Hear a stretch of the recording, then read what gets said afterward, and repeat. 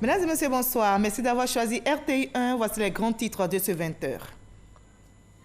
Les fidèles chrétiens sont en fête. Ils célèbrent depuis ce matin la fête de l'Ascension ou la montée du Seigneur Jésus-Christ au ciel. L'Ascension célébrée 40 jours après Pâques a été marquée dans plusieurs paroisses en Côte d'Ivoire. Nous sillonnerons ces différents lieux de culte où des messes ont été dites. L'intronisation du nouvel empereur Naruhito est célébrée au Japon et ailleurs. Ici en Côte d'Ivoire, le vice-président Daniel Kablan-Duncan a pris part aux festivités organisées en son honneur, la résidence de l'ambassadeur du Japon en Côte d'Ivoire. Les deux États ivoiriens et japonais se sont engagés à renforcer leur coopération. Les populations dans les zones rurales continuent de bénéficier des fruits du PSGouv, le programme social du gouvernement. Elles ont accès à l'eau potable. 21 000 pompes seront réhabilitées sur le territoire national. Le ministre de l'Hydraulique était dans le village de Bribourg, dans le département de Daloa, pour l'inauguration de pompes. La dépouille d'Étienne Tshisekedi, figure de l'histoire du Congo et père de l'actuel président congolais Félix Tshisekedi, est arrivée ce jeudi à Kinshasa. Plus de 2 ans après son décès, l'ex-opposant et premier ministre sera inhumé chez lui ce samedi. Soyez les bienvenus sur RTI 1. Ce jeudi 30 mai est une journée importante pour les fidèles chrétiens qui célèbrent la fête de l'Ascension ou la montée au ciel du Seigneur Jésus-Christ. L'Ascension est célébrée 40 jours après Pâques, c'est-à-dire la résurrection du Christ. Et ici, en Côte d'Ivoire, l'événement a été marqué dans plusieurs paroisses. Nos reporters Pierre Dipomelin et Issa Chonaye ont sillonné à différents lieux de culte où des messes ont été dites ce jeudi. Paroisse Saint-Jacques des Deux Plateaux à Cocody. Il est 8 heures. Cantique et prière rythment la messe. C'est la célébration de l'Ascension. Un message d'amour est livré aux fidèles. Le message de Jésus-Christ s'adresse donc à tous les hommes et ce message, c'est le message d'amour, le message de paix. Et pour nous les Ivoiriens, je pense que la fête de l'Ascension est une fête à point nommé pour apprendre aux Ivoiriens à accueillir ce message de paix, d'amour du Christ là, dans tous les cœurs. On s'interroge souvent, est-il au ciel ou sur terre? Mais Jésus est partout au milieu de nous. Et à l'exemple de Christ, je souhaite qu'en ce jour béni, les Ivoiriens puissent avoir l'esprit de réconciliation, de paix, de fraternité. C'est dans la joie que nous sommes venus fêter l'ascension de Jésus au ciel. Et nous lui demandons qu'en allant au ciel, il amène tous nos problèmes là-bas. Parce que nous voulons la paix. La paix en Côte d'Ivoire, la paix dans le monde entier et l'amour pour tout le monde. Direction Yopougon au temple Shekinah de l'église méthodiste unie. C'est la louange. Ces chrétiens ne sont pas en marge de ce moment spirituel. Pourquoi Jésus est monté? Il est monté pour que les disciples commencent à travailler. Il leur passe le témoin. Ils doivent à leur tour aller annoncer l'évangile. Le message, c'est que tous les chrétiens du monde entier doivent comprendre qu'ils ont un message d'amour qu'ils doivent communiquer à tout le monde. Cette fête de l'Ascension qui commémore la montée de Jésus au ciel est célébrée 40 jours après la Pâque. Je vous conduis à la paroisse Ascension du Seigneur de l'aéroport à Port-Pourri où les fidèles chrétiens ont aussi célébré la montée du Seigneur Jésus au ciel. La paroisse qui fait partie du diocèse de Grand Bassam a célébré l'Ascension, mais également la fête patronale. Les festivités du 15e anniversaire de la dite paroisse ont démarré, comme nous l'explique Christelle Bédéja et Kraskandou. Allez de toutes les nations, faites des disciples, dit le Seigneur. Moi, je suis avec vous tous les jours jusqu'à la fin du monde. Cette parole biblique tirée de l'évangile de Saint Matthieu est pour les fidèles de la paroisse Ascension du Seigneur de l'aéroport dans le diocèse de Grand Bassam une exhortation à accepter Jésus. La fête de l'Ascension commémore la montée de Jésus au ciel. Nous célébrons la fête du départ de Jésus parce que nous attendons l'Esprit Saint qui permet donc de vivre notre foi chrétienne, parce que Jésus n'est pas avec nous. C'est par l'Esprit Saint que nous marchons vers le royaume des cieux. Jésus monte au ciel, mais les disciples sont comblés de joie, parce qu'ils savent que Jésus est toujours avec eux. Il est vivant. J'espère que chacun qui retourne à la maison peut garder dans le cœur la joie de la rencontre avec le vivant, le ressuscité. La montée de Jésus au ciel marque un nouveau départ pour les fidèles à travers le renforcement de leur foi. Les engagements que nous prenons, c'est de suivre davantage notre Seigneur Jésus-Christ, d'être à l'écoute de sa parole et puis aussi participer donc à l'évangélisation du monde. Nous devons, à l'image du Christ, prôner la paix et l'amour et nous aimer les uns les autres comme il nous l'a recommandé. La fête de l'Ascension à la paroisse Ascension du Seigneur de la rue au Port a été marquée par plusieurs temps forts. La célébration de la fête patronale, les 15 ans d'existence de l'édifice religieux et l'inauguration du nouveau presbytère. Voilà, je rappelle l'Ascension qui symbolise la montée du Seigneur Jésus-Christ au ciel, célébrée 40 jours après Pâques et 10 jours avant la Pentecôte, qui est l'effusion du Saint-Esprit sur les disciples. Le Ramadan tire à sa fin, c'est un moment de partage et de solidarité. La ministre de la Solidarité, de la Cohésion sociale et de la lutte contre la pauvreté, Maria Toukoné, a fait des dons à la communauté musulmane de la région de la Bagoué. Elle leur a offert plus de 30 tonnes de produits alimentaires pour les soutenir en cette période de jeûne. Ami Sissoko. Pour elle, c'est une tradition. Chaque année, pendant le mois de Ramadan, la ministre de la Solidarité, de la Cohésion sociale et de la lutte contre la pauvreté, Maria Toukoné, également maire de Boundiali, ne manque pas sa tournée de solidarité auprès des fidèles musulmans de sa région, la Bagoué. Cette année encore, ce sont plus de 30 tonnes de produits alimentaires, essentiellement composés de riz, de sucre, qu'elle leur a offert.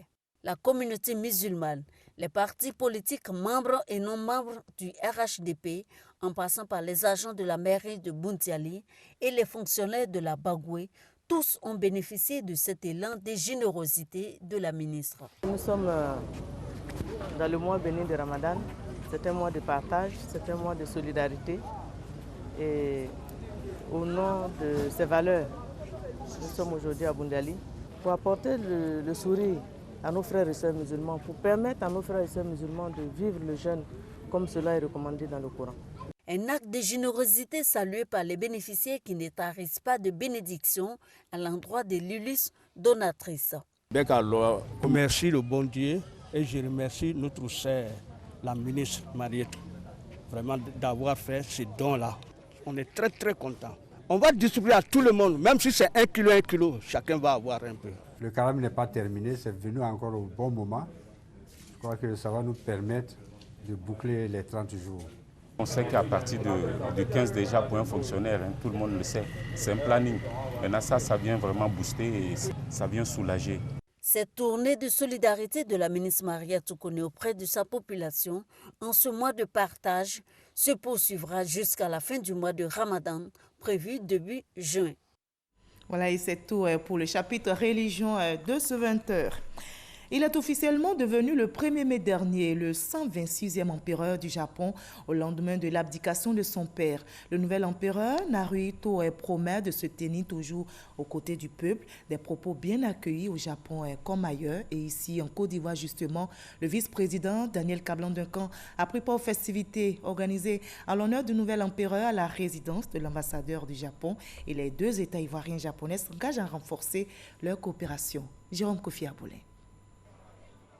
La fête du Japon à la résidence de l'ambassadeur japonais à Abidjan, l'événement ainsi baptisé est en fait un cocktail organisé à la faveur de l'intronisation de Sa Majesté l'Empereur du Japon le 1er mai 2019. Des autorités ivoiriennes représentées au plus haut niveau par le vice-président Daniel Kablan-Duncan y ont pris part. Une présence appréciée à sa juste valeur par l'ambassadeur du Japon en Côte d'Ivoire. Je suis très heureux de vous accueillir ici afin de célébrer avec vous l'intronisation de Sa Majesté l'Empereur du Japon à travers ce cocktail. Je voudrais à cet égard vous faire part de ma profonde gratitude pour votre présence nombreuse, témoignage de votre amitié pour le Japon. Pour le diplomate japonais, c'est une rencontre à mettre au profit du renforcement des relations entre la Côte d'Ivoire et le Japon. Une date à retenir le 26 juin prochain. Les femmes élues locales de Côte d'Ivoire seront célébrées. C'est une initiative d'une ONG en vue d'encourager la jeune féminine à s'intéresser au développement local. Il s'agira donc de reconnaître les mérites des femmes, notamment celles qui sont à la tête des collectivités depuis plusieurs décennies. Le réseau des femmes élues locales d'Afrique soutient cette action. Le lancement de la journée dédiée à la femme élue locale s'est déroulé au siège de l'Ivukossi. Elles participent déjà au développement de leur pays et elles prennent des décisions, votent des lois à l'hémicycle aux côtés des hommes. Les femmes députées de Côte d'Ivoire viennent d'être honorées par le président de l'Assemblée nationale, Amadou Soumaoro. Il a célébré les femmes membres du personnel et élues de l'hémicycle. Elles sont honorées pour leur contribution remarquable aux activités de l'Assemblée nationale. Notez que désormais, pour se marier en Côte d'Ivoire, il faut être âgé de 18 ans pour l'homme ainsi que pour la femme. Le projet de loi relatif au mariage a été adopté en commission par les députés ce mercredi. Par ailleurs, 3 autres projets de loi ont été présentés à cette séance par le garde des Sceaux, ministre de la Justice, Sansan Kambilé. Ils ont été adoptés en commission et il s'agit des projets de loi relatifs à la filiation, à la minorité et aux successions. Explication avec Konaté Moussa. L'âge pour le mariage est désormais fixé à 18 ans pour l'homme et la femme. Le nouveau projet de loi relatif au mariage vient d'être adopté par les députés, membres de la Commission des Affaires générales et institutionnelles, après présentation faite par le garde des Sceaux, ministre de la Justice. C'est donc pour équilibrer et améliorer les rapports des conjoints que le gouvernement a entrepris une réforme plus complète de la loi relative au mariage. Sur le fond, les innovations majeures du projet de loi ont porté sur le renforcement de l'égalité entre l'homme et la femme dans le mariage, la prise en compte effective de l'intérêt supérieur de la famille, le renforcement de la protection de l'ordre public. D'autres textes également examinés et adoptés par les députés. Le projet de loi relatif à la minorité qui fixe l'âge de la majorité à 18 ans. Le projet de loi relatif aux successions qui renforce les droits successoraux.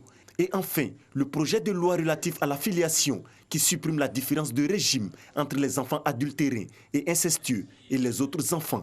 Je sais qu'il y a des dispositions qui ont fait l'objet de beaucoup de commentaires, notamment l'article 22 de la loi sur la filiation. Mais cette loi n'est dirigée contre personne. L'idée ici, c'était purement et simplement l'établissement du lien juridique entre un enfant et ses auteurs.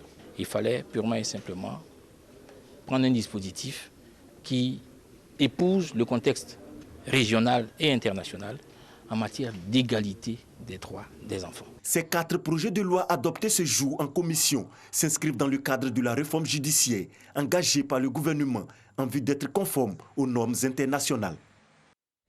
On en arrive à notre dossier politique de ce 20h. Depuis mars 2019, la Côte d'Ivoire, notre pays, s'est doté de nouveaux codes équitables avec les droits des prévenus renforcés.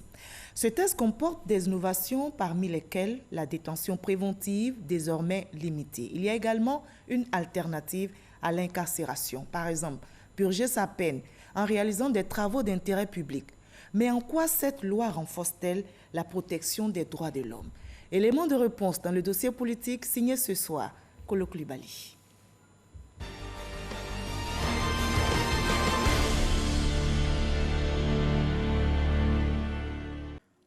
Adopté en décembre 2018, puis promulgué par le chef de l'État et publié au journal officiel le 13 mars 2019, un nouveau code de procédure pénale est en vigueur.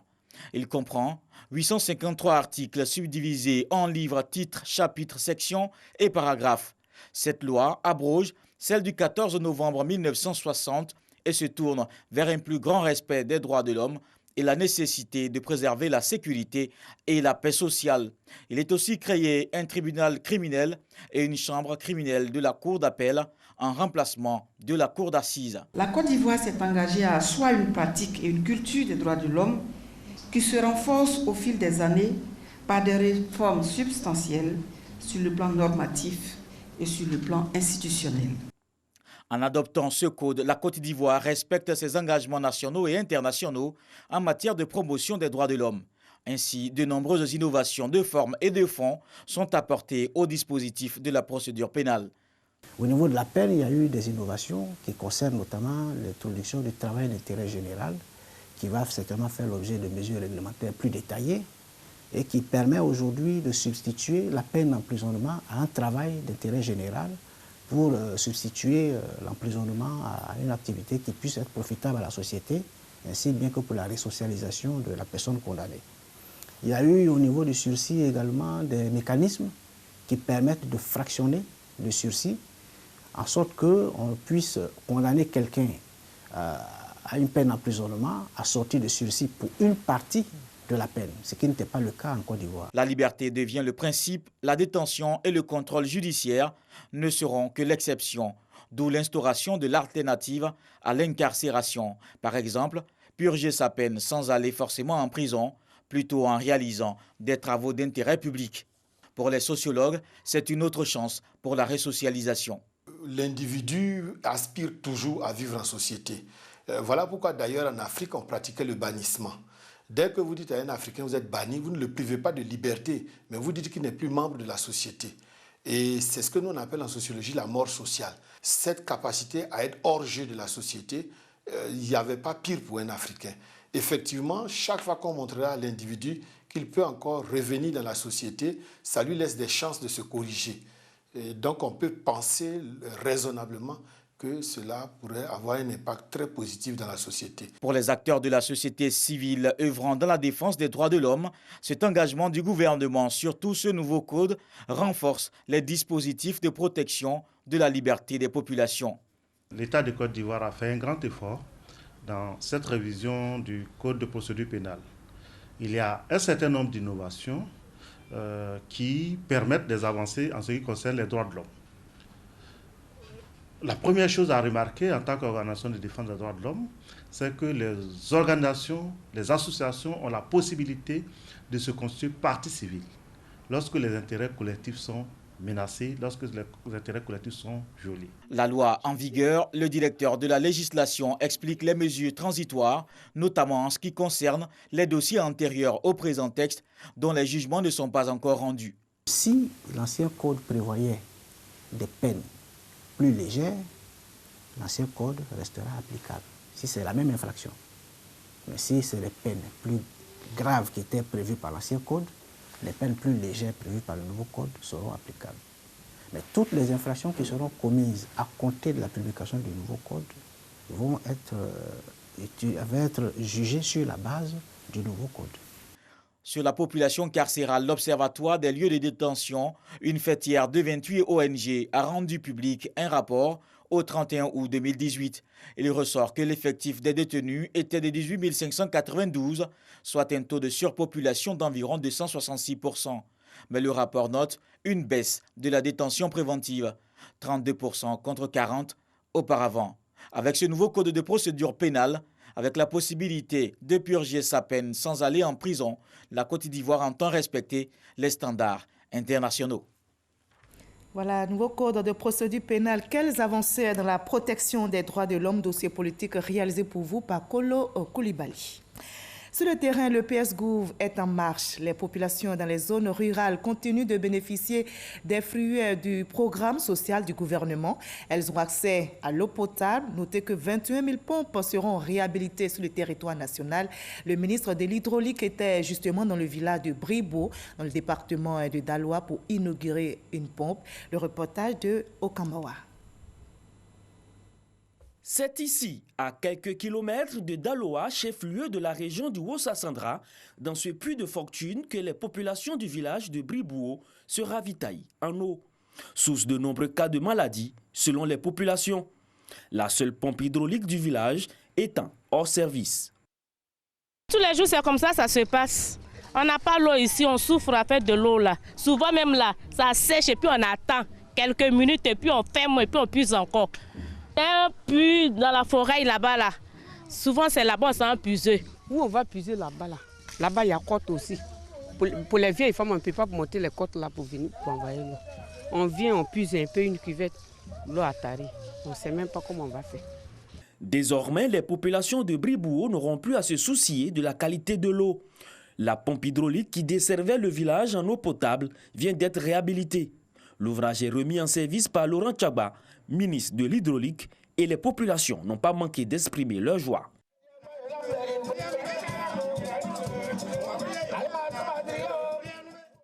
l'eau a toujours apporté le bien-être aux populations. Ce n'est pas seulement pour la boisson, mais en réalité, c'est parce que l'eau est même source de vie. Vraiment, c'est des choses, c'est des mots qui nous manquent pour remercier en tout cas l'opération de l'heure. Cette action s'inscrit dans le programme social du gouvernement en son volet 8. Nous venons de lancer le programme social du gouvernement au niveau de la région du Haut-Sassandra, du Gond et de la Marawi. Dans le programme social du gouvernement, il n'y a pas que la réparation des pompes. La réparation des pompes, c'est le secteur rural. Mais le secteur périurbain a besoin d'un coup de main. Donc le président de la République a donné des moyens. Nous sommes en train de construire des châteaux d'eau dans la zone périurbaine que nous allons aussi inaugurer. Après la mise en service de l'ouvrage, le comité de gestion est présenté aux autorités ainsi qu'aux populations. D'ici à 2020, plus de 11 millions de personnes, essentiellement en milieu rural, seront impactées par ce programme, avec la création de 500 emplois permanents et occasionnels. Voilà un reportage réalisé pour vous par Godefroy Okamawa. Dans l'actualité culturelle en Côte d'Ivoire, Abidjan Film Summit, lancé par la RTI, la radio-télévision ivoirienne, a refermé ses portes. C'est une plateforme d'échange et de développement du secteur de l'audiovisuel. Les producteurs et décideurs de notre pays, du Nigeria et d'autres pays ont planché sur le financement du contenu audiovisuel et cinématographique en Afrique subsaharienne. Marcelin Classèche-Coléa. Session one-to-one, panel de discussion, activités de networking constituent les temps forts de cette première édition d'Abidjan Film Summit. À l'initiative de la RTI, les participants ont passé en revue les questions financières, économiques et juridiques liées au secteur du cinéma et de l'audiovisuel. Il faut produire et produire, mais il faut aussi sensibiliser la population pour qu'elle consomme. Parce que si tu produis que ce n'est pas consommé, comment est-ce que tu vas avoir ton argent ? Déjà, on n'a pas assez de salles, mais en plus, les gens ne vont pas en salle de cinéma. Ça tue le business lui-même. L'État a son rôle à jouer. Rôle au niveau de l'environnement, de mettre l'ordre, de le clarifier pour que les acteurs puissent effectivement jouer leur rôle. Donc, c'est le concours de l'État et du secteur privé. Les banques, les assurances, entre autres. Pour le directeur général Lafosséni Dambélé, la RTI entend multiplier ce type de rencontres au profit des acteurs du secteur. Il y a plusieurs intervenants au niveau institutionnel, il y a des entreprises, il y a des télévisions, faire en sorte que nous puissions fédérer les moyens. Et ça va nous aider à produire davantage et de qualité. Ensuite, à amener les organismes financiers, les banques, les assurances, à comprendre davantage l'économie de l'audiovisuel. Il y a déjà des exemples concrets de réussite, promouvoir ces réussites-là et faire en sorte qu'il y ait davantage de production qui puissent bénéficier des guichets des banques, des assurances, parce que c'est un secteur à forte potentialité. Au terme de cette première édition d'Abidjan Film Summit 2019, 12 recommandations ont été faites. Entre autres, faire un plaidoyer auprès de l'Union africaine afin de soutenir le secteur, mettre en place un département sectoriel avec les banques commerciales pour le financement de l'industrie du cinéma et de la télévision.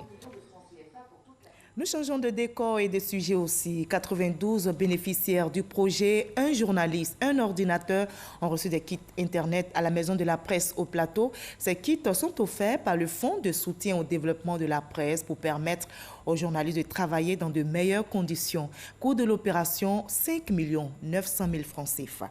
On en sait plus avec Pierre Dipomélin et Patricia Omouetia. 92 kits Internet d'une valeur de plus de 5 millions de francs CFA, dont du Fonds de soutien et de développement de la presse à des journalistes. Ce sont les 92 premiers bénéficiaires du projet, un journaliste, un ordinateur, lancé en décembre 2017 par l'ANSUT, l'Agence nationale du service universel des télécommunications. Cet équipement vise à rendre performantes les rédactions dans le traitement quotidien de l'information. Notre soutien s'élève à un peu plus de 5 900 000 et il porte sur donc, la subvention sur l'ordinateur, la subvention pour l'acquisition des pockets, donc Wi-Fi, et donc la première connexion à hauteur de 10 000 francs CFA. J'ai eu l'information depuis l'année passée et j'ai cru au projet et voilà, j'ai souscrit aujourd'hui. Voilà, je suis bénéficiaire d'un ordinateur et d'un kit Internet, c'est un bonheur pour moi. La remise de ces kits a été suivie par le don de 20 ordinateurs de l'ANSUT au bureau exécutif de l'UNJCI, l'Union nationale des journalistes de Côte d'Ivoire. Au thème de l'opération « Un journaliste, un ordinateur », ce sont seulement une centaine de journalistes sur plus de 700 qui ont souscrit à l'opération. Le projet est à nouveau relancé pour permettre à un plus grand nombre de journalistes de souscrire. Nous avons tenu nos engagements. Nous avons mis à la disposition des journalistes les ordinateurs qui avaient été prévus dans l'offre contractuelle. Et aujourd'hui, je peux rassurer ceux encore qui étaient hésitants que le projet est réel. Le projet se poursuit et le ministre donc appelle tous les autres journalistes à s'inscrire pour que justement ils puissent bénéficier de cette stratégie d'accompagnement qui a été mise en œuvre par le président de la République. C'est l'aboutissement d'un projet qui a été introduit depuis 2 ans auprès du Fonds de soutien et de développement de la presse. Et je suis heureux que les journalistes aient reçu aujourd'hui leurs ordinateurs et leur kit Internet. Le projet « Un journaliste, un ordinateur » est une déclinaison d'un projet global du gouvernement dénommé « Un Ivoirien, un ordinateur ». L'objectif est de faciliter l'accès aux outils informatiques à travers des subventions. La France et la Côte d'Ivoire affichent leur volonté de renforcer leur coopération. Les opérateurs économiques de Bordeaux et de Côte d'Ivoire vont nouer des partenariats d'affaires, une action rendue possible à la faveur du forum organisé à Bordeaux en France par l'association Aquaba des Ivoiriens des Gironde en collaboration avec la Chambre de commerce et d'industrie de Côte d'Ivoire. Jean-Jacques Kwame revient de Bordeaux. Conférences, panels, rencontres, visites des terrains d'entreprise. Rien n'a été négligé par l'association Aquaba des Ivoiriens des Gironde, appuyée par la Chambre de commerce et d'industrie de Côte d'Ivoire pour la réussite de cette 2e édition du Forum économique Ivoire-Bordeaux. La centaine d'opérateurs économiques ivoiriens, bordelais et de la diaspora ivoirienne ont noué des contacts et des partenariats d'affaires. Moi, je suis venue pour rencontrer des gens et pour discuter du projet, justement. Donc là, on a pu écouter l'actualité de certains domaines et avoir des précisions sur les besoins, sur les capacités de la Côte d'Ivoire et puis sur la volonté de pouvoir développer certaines actions. Et oui, donc oui, c'était fort intéressant. Ça nous permet de nous éclairer, oui. Nous avons tissé déjà des contrats ici. Il y a des contrats qui sont en cours également. Arrivé à Abidjan, je pense qu'on va finaliser ces différents contrats de partenariat et d'investissement. En tant qu'Ivoirien, ça réconforte les futurs investisseurs sur Abidjan. Mais nous, issus de ce pays, je pense qu'il ne faudrait pas qu'on attende ce genre d'événements pour venir investir chez nous. À nous de faire de sorte à ce que d'autres investisseurs puissent nous accompagner. Il y a des contrats concrets qui ont été pris pour le développement de certains projets dans le cadre de l'assainissement, de l'hydraulique et de projets économiques qui ont été vraiment tissés. Et je pense que c'est bon, c'est très bon. On a vraiment eu des contacts, des partenariats B2B et des échanges avec des invitations en retour sur Abidjan, de sorte à vraiment faire un développement au niveau d'Abidjan. Un retour partenariat gagnant-gagnant. Des partenariats gagnant-gagnant qui vont permettre de booster la coopération économique entre la Côte d'Ivoire et la France. Et de passage à Paris, en France, ce week-end, le ministre de la Santé, Jeanne Aka Awele, a échangé avec les Ivoiriens vivant dans ce pays. Sujet principal, le bilan du RHDP qu'il juge satisfaisant. Il a invité la diaspora ivoirienne à s'inscrire dans la continuité avec le Parti pour le développement effectif de la Côte d'Ivoire. Le reportage de Hamza Diaby dans nos prochaines éditions. Et sur place ici, en Côte d'Ivoire, les populations de la région du Béret rendent hommage au président de la République, Alassane Ouattara, pour ses actions de développement. La cérémonie d'hommage et de reconnaissance est déroulée à Kounaïri. Léon Bro, nous en dirons plus dans nos prochains journaux. La dépouille d'Étienne Tshisekedi, figure de l'histoire du Congo et père de l'actuel président congolais Félix Tshisekedi, est arrivé ce jeudi à Kinshasa. Plus de 2 ans après son décès, l'ex-opposant et premier ministre sera inhumé chez lui ce samedi. Étienne Tshisekedi, je rappelle, est décédé à l'âge de 84 ans le 1er février 2017 à Bruxelles, où il venait se faire soigner. Moins de 2 mois après les dernières législatives, un nouveau scrutin anticipé a été convoqué. C'est une première dans l'histoire d'Israël. La Knesset s'est dissoute le 29 mai au soir après l'échec de Benjamin Netanyahou à former un gouvernement. Le Premier ministre n'a pas voulu laisser la possibilité à quelqu'un d'autre de constituer une coalition et a préféré déclencher de nouvelles élections immédiatement. Fin de ce 20h. Merci à vous tous de votre aimable attention. Ce journal a été supervisé par Hugues Hervé Blé. Merci à l'équipe de réalisation, à toute l'équipe technique, mais surtout à vous de continuer à nous suivre. À demain 20h.